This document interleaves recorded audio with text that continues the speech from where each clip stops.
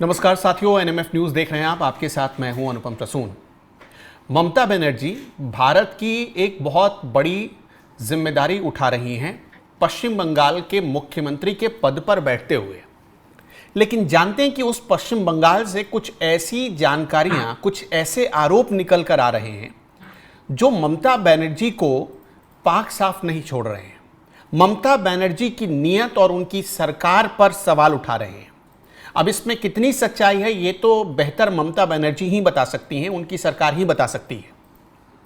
लेकिन पश्चिम बंगाल में इस वक्त जो हो रहा है, यानी कि चुनाव से ठीक अभी करीब करीब 6 महीने बचे हैं, तो 6 महीने पहले जो पश्चिम बंगाल में बड़ी तैयारी हो रही है वो गंभीर खतरे की तरफ इशारा कर रही है। अगर ऐसा हो रहा है तो अब क्या हो रहा है ये हम आपको बताएं, उससे अच्छा है कि आप पश्चिम बंगाल के ही पूर्व सांसद को सुन लीजिए, जो पिछली बार मतलब 2024 से पहले संसद में कांग्रेस के नेता सदन होते थे। सुन लीजिए आप अधीर रंजन चौधरी को, उसके बाद आगे बात करते हैं। मेरे पास ऐसा खबर है 35 से 40 लाखों फर्जी वोटर ममता बनर्जी बना के रखे हैं। जैसे कि यहाँ भंडार चलते हैं ना, लक्ष्मी भंडार, इधर उधर की भंडार लोगों को लुभाने के लिए, वोट डलवाने के लिए, वैसा ही फर्जी वोटर की भंडार भी दीदी के पास मौजूद है। अच्छा, अधीर रंजन चौधरी उसी जगह से सांसद हैं जिस जगह से बहरामपुर, वहां से वो सांसद रह चुके थे। और अगर मैं गलत नहीं हूं तो वहां से इस वक्त इरफान पठान के भाई यूसुफ पठान सांसद हैं, अगर मैं गलत नहीं हूं तो। बिल्कुल सही है। पंकज जी, मैं आपसे ये जानना चाहता हूं कि अगर ऐसा है 25, देखिए कांग्रेस तो आरोप लगा रही है बीजेपी पर, राहुल गांधी बीजेपी को बोलते हैं, हर मीडिया वाले दिखाते हैं। अधीर रंजन चौधरी ममता बनर्जी पर बोल रहे हैं, कोई मीडिया वाला नहीं दिखा रहा, कोई न्यूज चैनल इसको कवर नहीं कर रहा, सिर्फ ये बयान ट्विटर पर घूम रहे हैं। ये बयान पुराने हैं, लेकिन अगर ऐसा है, अधीर रंजन चौधरी तो कोई हवा में बात नहीं करते हैं, वो और कोई पहली बार भी सांसद नहीं बने थे, कांग्रेस के पुराने लीडर हैं। और ये मत भूलिए कि ममता बनर्जी का गठबंधन अगर नहीं हो पाया कांग्रेस के साथ तो उसकी एक वजह अधीर रंजन चौधरी ही थे। और अधीर रंजन चौधरी को इसीलिए किनारे लगाया गया क्योंकि ममता बनर्जी के खिलाफ वो बोलते रहते हैं। क्या सच्चाई है पंकज जी, क्या स्थिति है पश्चिम बंगाल की?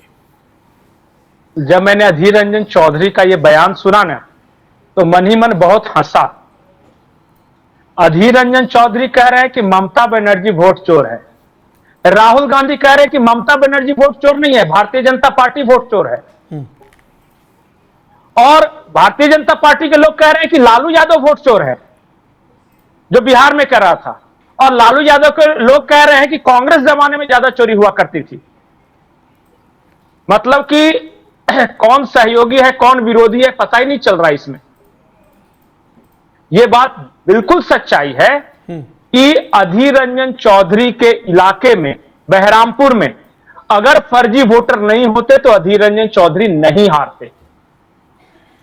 अधीर दा से मैं मिला हूं, अभी मुर्शिदाबाद गया था ना, तो ये आए थे वहां पे और उन्होंने कहा कि मेरी मजबूरी समझिए। बड़े पॉपुलर लीडर हैं अपने इलाके में। बहुत राहुल गांधी जब भारत जोड़ो यात्रा, भारत जोड़ो न्याय यात्रा निकाल रहे थे, मैं खुद बहरामपुर जाने वालों में से एक हूं, मैंने देखा था कि इनकी रैली में पश्चिम बंगाल के बाकी जगहों की तुलना में राहुल गांधी को सुनने के लिए ज्यादा लोग आए थे, ज्यादा अच्छी भीड़ थी। बिल्कुल नहीं, इसलिए मैं बोल रहा हूं कि ये बेचारे जनाधार वाले नेता, इनको वहां संघर्ष करना है टीएमसी से, लेकिन इनकी मजबूरी यह है, ये खुद ही कह रहे थे कि मेरी मजबूरी यह है कि मैं टीएमसी के खिलाफ बोलूं तो कैसे बोलो, ऊपर वाला टीएमसी पे मेहरबान है।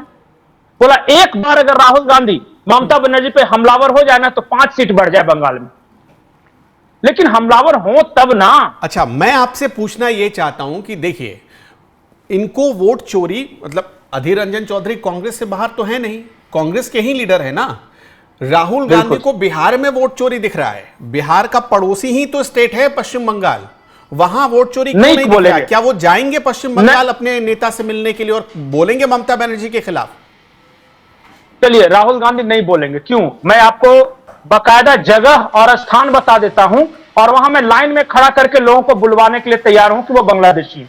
राहुल गांधी में हिम्मत है तो वहां पे आ जाए, सब बोलेगा। कि हम बांग्लादेशी हैं, हमने वोटर आई कार्ड बनाया, पर राहुल गांधी न वहां जाएंगे और न वहां कुछ बोलेंगे। क्यों ऐसा पता है क्यों? अरे राहुल गांधी की मजबूरी है, उनको तो सिर्फ बीजेपी को गाली देना है, उनको वोट चोरी से थोड़ी ना मतलब तो नहीं रहे हैं ना पश्चिम बंगाल में, जीत तो ममता बनर्जी पश्चिम बंगाल में जीरो हैं। अगर काश जिस दिन राहुल गांधी अटैकिंग मोड में आ जाते ना, तो अधीर रंजन चौधरी उनको पश्चिम बंगाल में 5 सीट तो यही दिलवा दे। लेकिन वो आदमी बोलेगा ही नहीं ममता बनर्जी के खिलाफ, वहां भी जाएगा तो वो बीजेपी के खिलाफ ही बोलेगा। वो ये मजबूरी है, आला कमान और राज्य स्तर में ये जो गैप है ना, ये वजह है। मैं आपको एक और बात बताता हूं, राहुल गांधी ने कितने प्रेस कॉन्फ्रेंस किए होंगे वोट चोरी पर लेकर, उनका खुलासा वगैरह सब मिला के कर्नाटक से शुरू किया था। वो एक बार भी एक उनका फर्जी वोटर कोई मुसलमान है क्या? पूरा जिनका नाम उसने लिया, उसने कम से कम 50 नाम लिए। मुसलमान के नजरिए से नहीं देखते, अरे हम इसको सिर्फ इतना देखते हैं कि आप एक बात बताइए कि आपको बेंगलुरु में एक आदमी नजर आया जिसने वोट चोरी की, आपको उत्तर प्रदेश में नजर आया, आपको बिहार में नजर आया, दिल्ली में नजर आया, आपको पश्चिम बंगाल में आपके नेता प्रेस कॉन्फ्रेंस कर रहे हैं, वो नजर नहीं आया। अरे अनुपम, आप कैसे बोल सकते हैं हिंदू मुस्लिम? आश्रम का आदमी नजर आ गया, उनके जो शिष्य होते हैं। महादेवपुरा में जहां मुसलमानों की आबादी ज्यादा है, वहां सिर्फ हिंदू फर्जी वोटर नजर आ गए। सीमांचल में जहां ये बात कर रहे, वहां हिंदुओं को वो कौन जिसका टी शर्ट पहन के ये घूम रहे थे, वो महिला, वो नजर आ गए। लेकिन ना तो बांग्लादेश से सटे बॉर्डर पे एक भी इनको फर्जी वोटर नजर आया, ना बंगाल में नजर आया। वहां सब वोटर सब बिल्कुल ठीक ठाक है। इसलिए मैं कह रहा हूं कि राहुल गांधी का को वोट चोरी से मतलब ही नहीं है। उनको एक पार्टी के लिए टारगेट करना और किसको नाम लेना है उनको यह पता है। किसका नाम? वो आदित्य सिंह का नाम लेंगे, वो महिला का नाम, मैं नाम भूल रहा हूं बार बार, उनका नाम लेंगे। वो महादेवपुरा में जितने वहां के लोकल हिंदूज हैं उनका नाम लेंगे कि ऐसा फर्जी वोटर है। उत्तर प्रदेश के लोग कर्नाटक में आ गए, उनका नाम लेंगे। तेजस्वी यादव एक बिहार के प्रभारी आया है, यहीं का, उन्होंने वोटिंग बनाए, उसका नाम लेंगे। लेकिन गलती से एक भी फर्जी मुस्लिम वोटर नहीं इनको मिलेगा, क्योंकि वो 100% शुद्ध हैं। वो सब देशभक्त लोग हैं, सिर्फ वही लोग जो किए हैं। और एक भी रोहिंग्या, एक भी बांग्लादेशी ने इस देश में वोटर आई कार्ड नहीं बनाया। रंजन चौधरी को सपोर्ट नहीं करने का अंजाम क्या रहा कि एक अच्छे खासे पोजीशन में होने के बाद भी, अच्छी स्थिति में होने के बाद भी उस व्यक्ति को अपनी सीट गंवानी पड़ी लोकसभा की। अरे पार्टी वाला कमान अगर साथ देता ना, 100 आ जाती। समझ बिल्कुल, पार्टी वाला कमान साथ देता ना, तो ये आदमी आराम से सीट निकाल लेता। लेकिन इनके लिए कोई गया तक नहीं। सोचिए, ये हाल है कांग्रेस वाला कौन है। एक और मैं इंटरेस्टिंग बात बताता हूं, क्योंकि आपने अधीर रंजन चौधरी की बात की, तो कांग्रेस का जो भी नेता संसदीय दल बना है ना, उसकी कहानी बड़ी अजीब है। 2013 के चुनाव के बाद 2014 में ज्योतिरादित्य सिंधिया को बनाया, वो भारतीय जनता पार्टी में आ गए। उसके बाद खड़गे को बनाया, वो चुनाव हार गए। अधीर रंजन को बनाया, वो चुनाव हार गए। इस बार राहुल गांधी बने।